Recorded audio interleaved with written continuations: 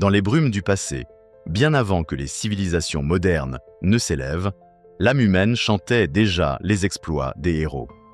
Parmi eux, un seul incarne à la fois la splendeur et la tragédie, Achille. Fils d'une déesse et d'un roi, Achille est né pour dominer le champ de bataille, mais aussi pour mourir jeune. Son nom est gravé dans la pierre de la mémoire collective, immortalisé dans l'Iliade d'Homère. Mais qui était-il vraiment? Un simple guerrier dévastateur ou l'incarnation de la lutte humaine contre l'inexorable destin? Pour comprendre Achille, il faut revivre la guerre de Troie, non comme un mythe lointain, mais comme une épopée vivante. Tout commence par la peur des dieux eux-mêmes. Thétis, nymphe marine d'une beauté céleste, est convoitée par Zeus et Poséidon. Mais une prophétie annonce que son fils surpassera son père. Les dieux, prudents, la marient au mortel Pélée, roi de Phthie. Le mariage, pourtant béni par les dieux, est marqué par un funeste présage. Éris, déesse de la discorde, furieuse de ne pas être invitée, y sème le germe de la future guerre de Troie. De cette union naît Achille, moitié dieu, moitié homme. Sa mère, soucieuse de son avenir, le plonge dans les eaux du Styx pour le rendre invulnérable. Mais le talon par lequel elle le tient reste sec, son unique faiblesse. Ce talon deviendra le symbole éternel de la vulnérabilité humaine. Achille est confié au centaure Chiron, sage parmi les sages. Il n'apprend pas seulement l'art de tuer, mais aussi la médecine, la musique, la diplomatie. Il excelle dans tout ce qu'il entreprend. Sous ses traits parfaits, bat un cœur tumultueux, prompt à la colère, mais aussi capable d'une tendresse farouche, notamment envers son ami Patrocle. Le jeune Achille grandit dans la gloire des prédictions. Il sera l'un des plus grands, mais il mourra jeune. Le choix qui s'offre à lui est cruel. Mener une vie longue, obscure et paisible. Ou mourir jeune et voir son nom briller pour l'éternité. Achille choisira la gloire. Le destin du héros se lie à celui d'une pomme. Lors du mariage de Thétis et Pélée, Éris jette une pomme d'or portant l'inscription « À la plus belle ». 3 déesses revendiquant cet honneur. Héra, reine des dieux, offre le pouvoir politique. Athéna, déesse de la guerre et de la sagesse, promet la victoire militaire. Aphrodite, déesse de l'amour, offre Hélène, la plus belle femme du monde. Paris, jeune prince de Troie, séduit par la promesse d'Aphrodite, choisit l'amour. Ce choix, anodin en apparence, allume l'étincelle d'une guerre qui opposera les Grecs aux Troyens pendant 10 longues années. Lorsque Hélène est enlevée par Paris, son époux Ménélas appelle tous les rois grecs à l'aide. Le pacte d'alliance scellé entre eux leur impose de répondre. Parmi ces rois, Ulysse, Agamemnon, Ajax, Diomède, mais surtout Achille. Cependant, Thétis, connaissant la prophétie, tente de soustraire son fils à la guerre. Elle le déguise en jeune fille et le cache à Skyros. Ulysse, par sa ruse légendaire, le découvre. Il expose des bijoux et des armes devant les jeunes filles.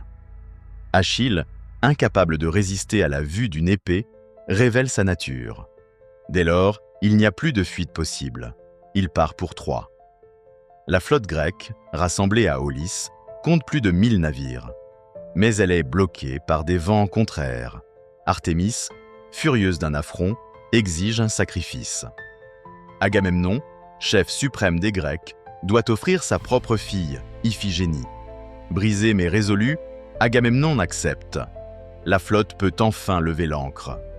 Achille, désormais adolescent flamboyant, participe à ce départ grandiose, animé par le rêve d'une gloire impérissable. Avant d'atteindre Troie, Achille s'illustre déjà en remportant de premiers combats contre les alliés des Troyens, prouvant sa valeur exceptionnelle. Le siège de Troie dure 9 ans.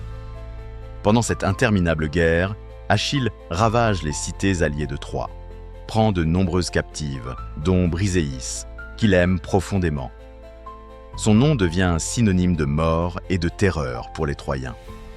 Mais Troie, protégée par ses hauts remparts, et ses héros comme Hector, Énée et Glaucus résistent.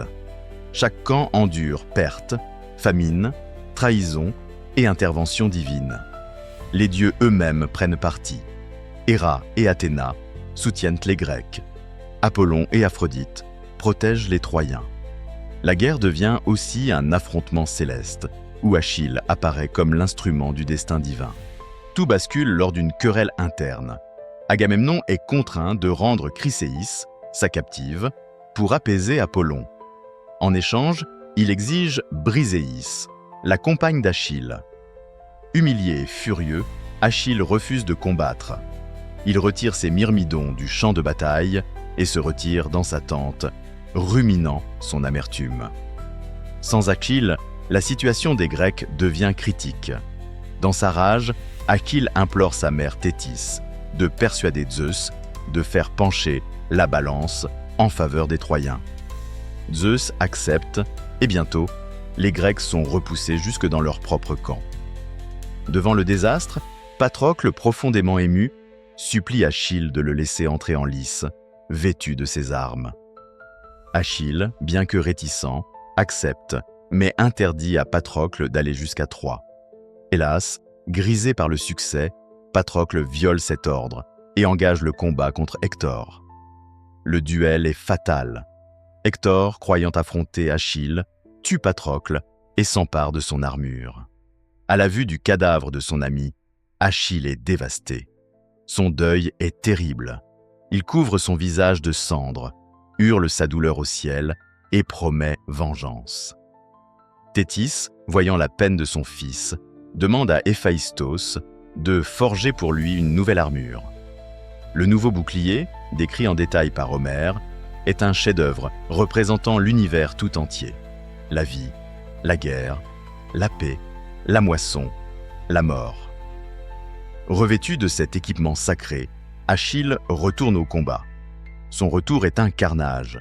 Il massacre sans pitié les Troyens, franchissant les remparts et semant la terreur parmi ses ennemis. La rencontre entre Achille et Hector est inévitable. Autour des murailles de Troie, Hector fuit d'abord, réalisant qu'il ne peut vaincre Achille. Mais, poussé par la honte et le devoir, il affronte finalement son destin. Achille, dans sa colère, tue Hector sans pitié. Puis, dans un geste de fureur insensée, il attache le cadavre à son char et le traîne sous les yeux horrifiés des Troyens. Le deuil de Priam, roi de Troie et père d'Hector, est immense. Dans l'un des passages les plus émouvants de l'Iliade, Priam, guidé par Hermès, pénètre seul dans le camp grec. Il implore Achille de lui rendre le corps de son fils. Priam tombe à genoux devant le meurtrier d'Hector et lui rappelle son propre père, Pélée. Saisi par la douleur commune, Achille pleure avec Priam. Dans un geste d'humanité, il restitue le corps d'Hector, permettant aux Troyens d'honorer leur champion par des funérailles dignes. Ce moment suspendu montre qu'Achille, malgré sa rage divine, reste profondément humain. Achille, bien que glorieux, n'échappe pas à son destin. Selon certaines traditions, c'est Paris, guidé par Apollon, qui tire la flèche fatale. La flèche, dirigée par la main d'un dieu, atteint Achille au talon, son unique point faible. Le héros tombe, et avec lui, l'espoir d'une victoire éclatante pour les Grecs. Achille meurt jeune, mais son nom devient immortel. Ses armes seront disputées par Ajax et Ulysse, entraînant d'autres tragédies. Après la mort d'Achille, les Grecs trouvent un nouvel espoir dans la ruse.